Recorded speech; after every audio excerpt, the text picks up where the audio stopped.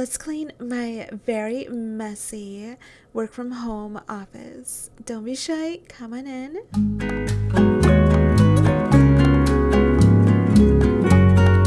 I used to clean my office every Saturday, but lately I have been going every other week. And the reason for that, not that I really need a reason, is that I am just really, I need a break. I need to have a weekend where I do absolutely nothing. And let me just be clear, by nothing I mean not decluttering my home, because there's still many other things that I like to enjoy. Cleaning is very enjoyable for me, but I do need to get out of the norm for me, which means I am just always very predictable at times. So I this year I do want to step out of my comfort zone, and hence every other weekend decluttering my home, my office is the new cadence. And that means that I get to spend more time with my lovely cats, with my husband, with my son. So that's a bonus for everyone. So I'm going to begin by removing all of the items as usual from my bookshelf. I don't recall when I last cleaned this bookshelf, honestly. Although I clean my work from home office every other Saturday, I don't dust my bookshelf. So here it is, me celebrating how clean it is. And here's all my good mess. It is all over the place. It looks very chaotic. But nevertheless, my little Pusheen is here. He is my emotional support work buddy. And we will get this office nice and clean. I know when there is a decluttering project or cleaning project, it can be very overwhelming to see the mess, because I feel like when we start to clean, it kind of becomes messier than cleaner as you're cleaning it, if that makes sense. And it's only as you keep on moving forward and trust the process that you notice that, hey, it's actually clean. And it's kind of with life, honestly. Before you get stronger, you're going to get weaker. You're going to feel like, oh my goodness, is this even possible? Am I even getting stronger because I feel so weak? And you're not going to see progress at first. It's going to feel very chaotic. But then if you continue with it, you realize that, wow, look at how far I have come. Or wow, for this instance, look at how clean my environment is, all because I continued on cleaning and didn't give up. So if you also get overwhelmed by the mess that is created while cleaning an environment, just trust the process, keep on moving forward, take a quick break or two or three, put on a good music, put on a good podcast, put on a good movie in the background, and just keep on moving forward. Only good things will come if you stick with it. I have many books of different genres. So when I started cleaning my bookcase, I didn't think of a strategy of how to go about it. Honestly, I just started digging in, and I would recommend, if you have a bookcase, to think before you go about. Meaning that, how do you want to organize your books? Do you want to have all nonfiction together, or do you not care if fiction and nonfiction are combined? For me, I didn't think of a plan, so it did take me a very long time trying to organize these, and later you will see that I finally came with a plan. I kind of moved as I went, but I would definitely recommend to think of a strategy. Do you want all spirituality books to be together, all romantic books to be together, all business? You get the gist of it. But if you're someone who freezes while trying to think of a plan and just takes very long time at planning, then just go ahead on, get to it, get your toes wet, and organize as you go, just like I did. It all kind of came together after I was organizing and started to realize what I want. At first, I thought I wanted all nonfiction above and fiction towards the bottom. But then I started to think, and I really didn't. It didn't really matter if it's fiction or nonfiction. I started to wonder if I wanted to color code it or if I wanted to make it alphabetical. It was starting to get very overwhelming, but then I took a deep breath and I realized this is something that I get to do. It's not something that I'm being obligated. I am not being forced to do this. This is something that I want to do. I'm going to pause here because look at this very cute book I bought from the library. It is super adorable. Everything I need to know I learned from a little golden book. Let me read you the first few pages. Is your life starting to feel like a circus? Perfect for today. Don't panic. Today's a new day. Get dressed first thing. Sweatpants are bad for morale. Put on something nice. Have some pancakes. Isn't this just such a cute book? It is, I feel, very, very relaxing and I feel like it resets your nervous system. But it's probably just me. Okay, back to what I was saying. This is something that I want to do, I chose to do, and I also get to do. It's a privilege and a blessing to be able to clean my office, to be able to organize my books. I have so many books, and I am so blessed to have this many books. Have I read them all? Not all yet, but I have so much knowledge at my disposal. So after I came to realize this, I started to just calm down and organize calmly. And with a calm mind, it all started to come together.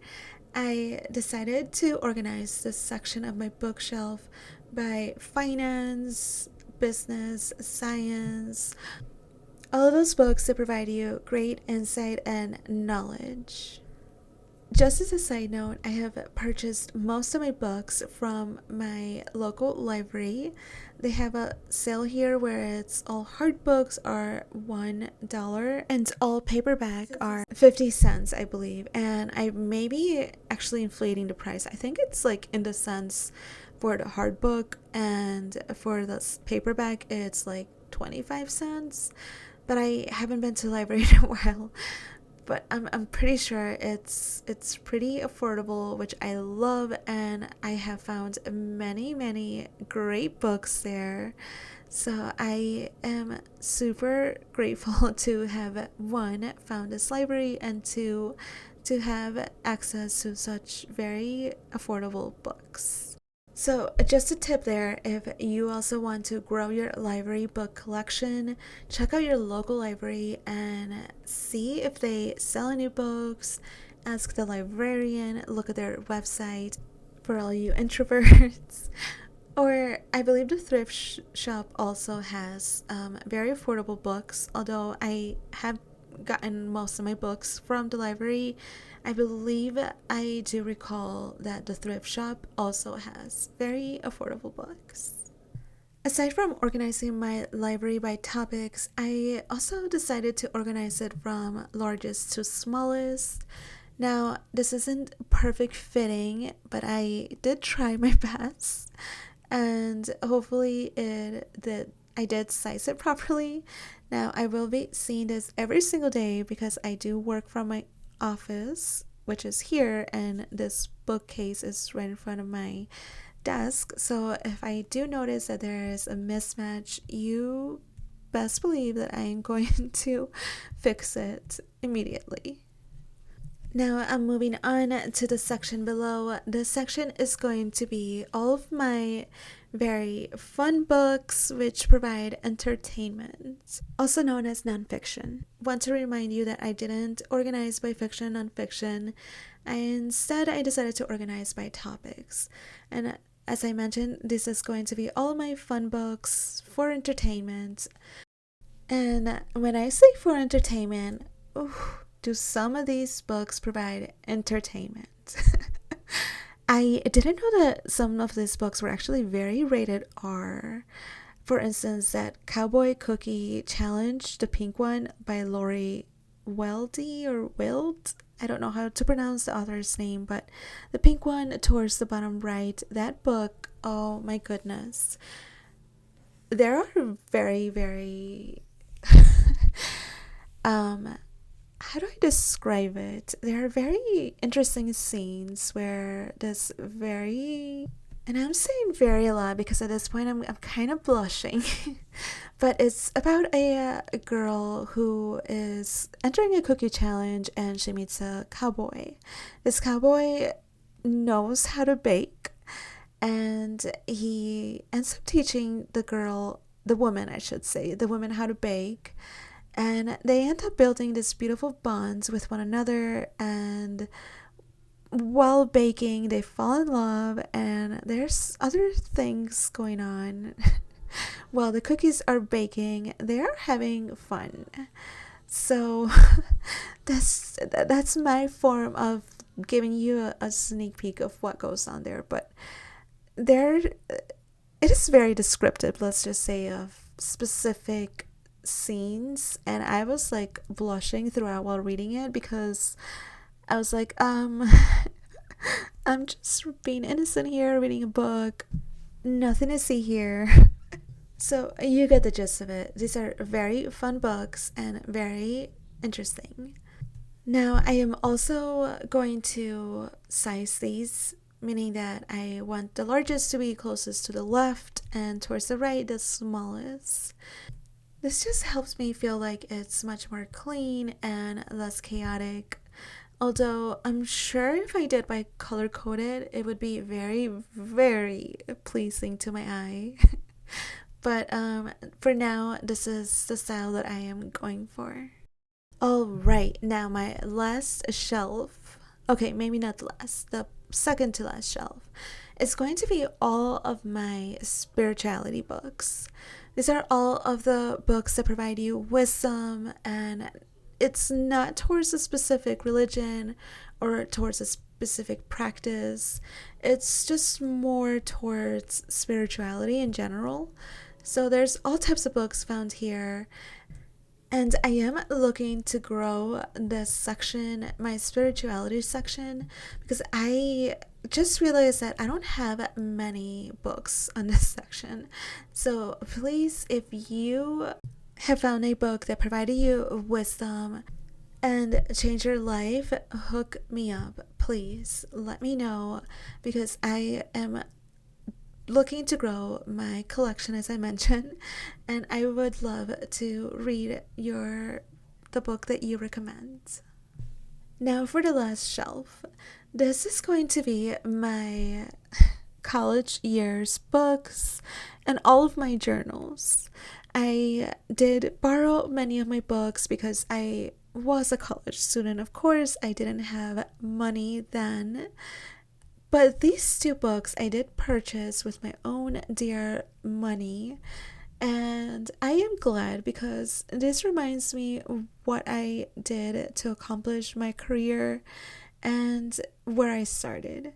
So I love these books, and although they are on the last bottom shelf, it doesn't degrade them from their value. I just wanted to keep them towards the bottom.